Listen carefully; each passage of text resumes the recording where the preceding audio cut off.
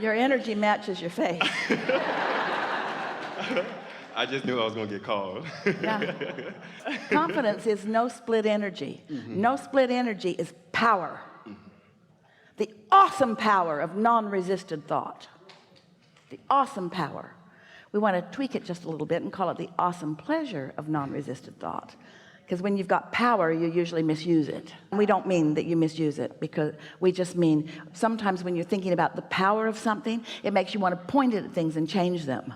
But if you understand the pleasure of non-resisted thought, now you know that you're attracting it, you're letting it in, just like you did. Yeah. Sorry we used all your time. Well, no, it's perfect that you mentioned power, because that's centered around my question.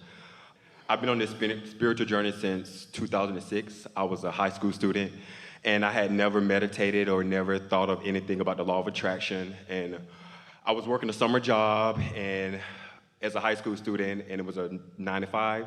And so I was kind of getting an experience of what the real world was like.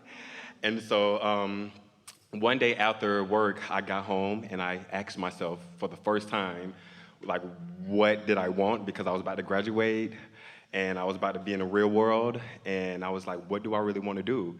And so the real world, meaning the world that most people have carved out for them, which wasn't what you wanted. Exactly. And I've been struggling with that all my life, of being in this world. My being has just struggled a lot. Well, it's not being in the world that is causing the struggle. It's not being conscious in the world. It's not guiding yourself in the world. It's bouncing along like a cork on the raging sea that feels uncomfortable. Once you get a hold on this like you're getting, then being in this world is not a struggle. It's just a constant, steady blessing of wonderful things. Yeah. And so my question around power is just how, I guess I'm speaking to Abraham now, just how Abraham is able to come through Esther. I'm aware that I have this power. Yes, you do. I'm aware of the power. It's not a power, it's a letting. Letting. Esther felt the shift in herself in those early days of meditation, when one day she stopped being afraid of what it might be. And the words in her mind were, all right, I'm willing.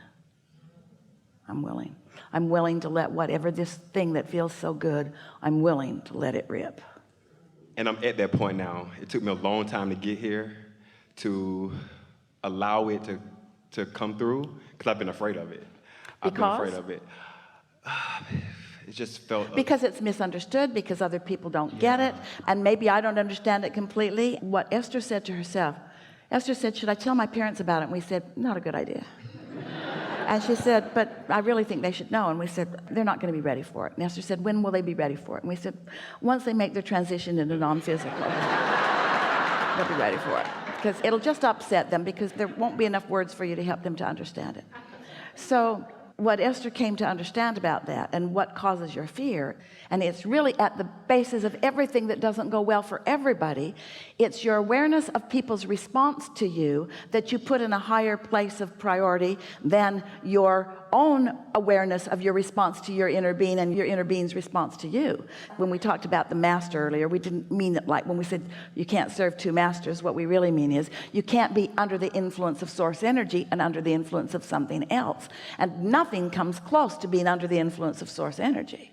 So once you begin to understand that, words don't teach. People sit in a room like this, and Abraham flows through Esther in a powerful way, and Esther does a good job of relaxing and allowing the clarity of what we mean to flow through the words that she finds at an unconscious level. And so it's a good experience for most people most of the time. But you could be thinking, as you're sitting out there, well, that girl really she's sure about what she's talking about. She sure has a strong opinion about that, and the presentation is quite fluid, and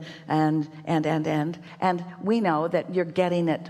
You may get it like that and feel that way about it. It's just another opinion. Lots of opinions in the world. Everybody's writing a book about how one might find more harmony and happiness in life. And we understand that that might be what you're getting and all that you're getting. We also understand that if we can help you to resonate with the basis of who you are and what you know by encouraging you to meditate and quiet your mind. And when you quiet your mind, you stop thought. And when you stop thought, you stop resistance, and you allow your vibration to rise. So as your vibration rises, and then because you're in that harmony of vibration with your inner being, then what your inner being knows flows into your mind as a thought, as a sentence maybe. You ready for that? Or as an impulse. And you follow the impulse because it feels so good, and because it's strong, and because you recognize it. And then you get to, as our friend was pointing out earlier with the rabbits and so on, you get manifestations that amplify and give evidence to the vibration you know you accomplished. Now you've got it. Now you've had an experience. It's not words that have taught you. It's you shifted your frequency, and you felt it, and you found positive emotions, and you knew it, and you put two and two together, and you understood it, and now you are empowered. And once you accomplish it with one thing, once one impulse leads you to something that feels good, our favorite impulse story is one of Esther. We'll be very brief about it. We used to tell a long version. We'll tell it the short version. Esther woke up one morning, and coming out of meditation, she felt ravenous to move her furniture around. For no good reason, because every piece of furniture had been purchased for the spot it was sitting in. The house and the guest house are perfect, but nothing looks right to her suddenly. She wants to move it all around.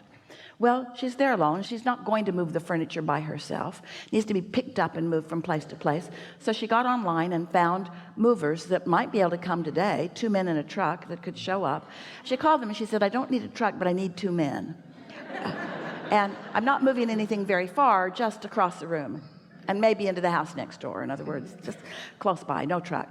Well, the 2 men have to come with the truck. Okay, they can bring the truck, but I only need 2 men. So these 2 lovely people showed up, and Esther is so glad to see them, and they have such a good time together playing with moving the furniture around.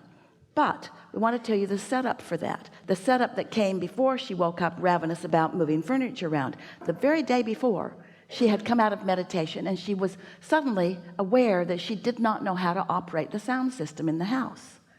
Jerry knew how to operate it. He wasn't there. Rat bastard. Took off.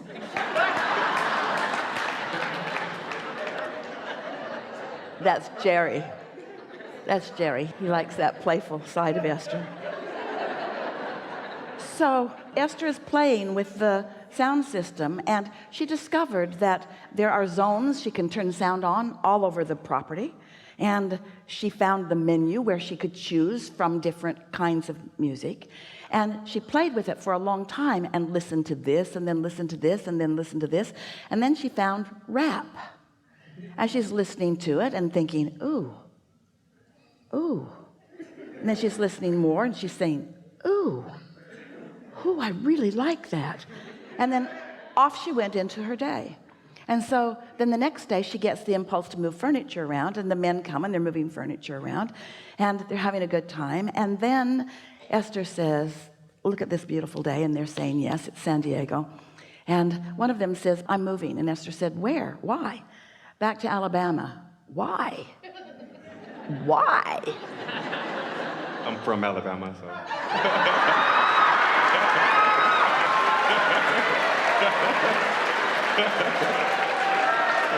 Tuskegee to be exact. Really? Could that be the reason this story applies? So, why are you moving? Because I'm a rapper. And I had some stuff going on back there, and I haven't been able to get it going out here, and so I'm going to go back to that. And Esther said, hold on a minute. And now, with her new knowledge, she went in, selected every zone on the property, turned it up full volume, and put it on rap, and went back out. They cannot believe what's going on. Esther's got her moves. And they said, who are you? And Esther said, I'm a teacher. And they said, what do you teach? And Esther said, rap. And then she explained that they can have whatever they want whenever they want it. She has books in her cupboards and she's signing books. So now she understands why. On the first morning she wakes up wanting to find music, and boy did she find some.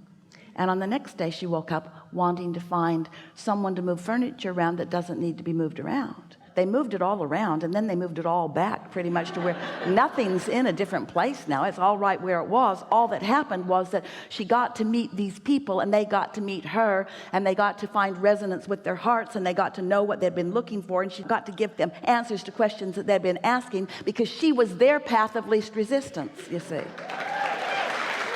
So that's how it works, isn't it?